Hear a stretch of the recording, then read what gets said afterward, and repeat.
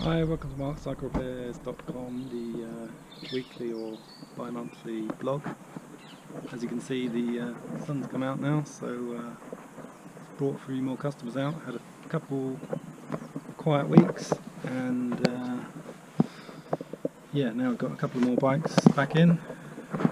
This one here is a Cube road bike. Been a full service on it. All the standard things really.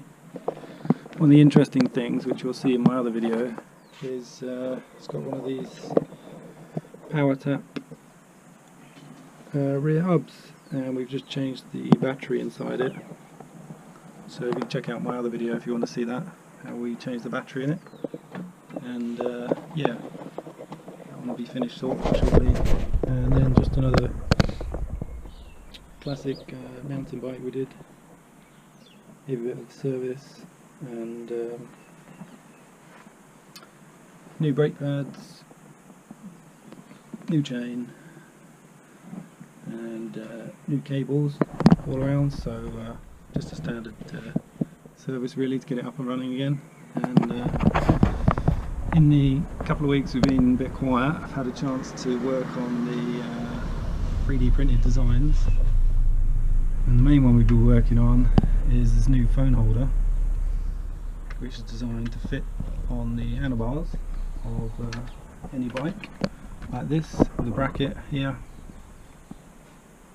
And yeah, I went down to see a injection moulding place to get a quote to produce it, and the price was a lot more than I was expecting, so gonna have to revert back to plan B and either stick to injection moulding or either stick to 3D printing or go for vacuum forming, where I've got the vacuum form machine over here, under here, where I made the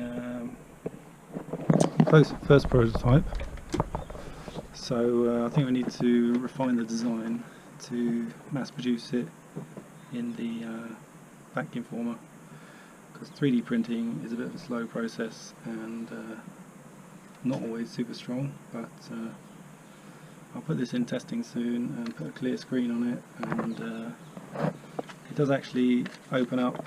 There's a bit of an overlap here, and it's a bit hard to do this one-handed, but it does open up like this, and the top bit will be clear, and yeah, it's got a little hinge hidden in there. But yeah, I need to refine the design a bit to make it a bit more straightforward to print, and possibly go for the vacuum forming to mass produce it myself, because the cost of injection moulding was tens of thousands, so it was way beyond what is necessary to start off with. So yeah, that's what we've been in development with.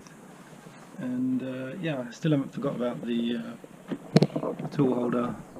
The next version of that will be coming soon, which will hopefully be online for the new website, which I'll be updating the new website in the next week or two to make it look a bit more up to date and show off all the features that we can now do. But yeah, thanks for watching this week. Probably be back on next week sometime. See you then. Bye.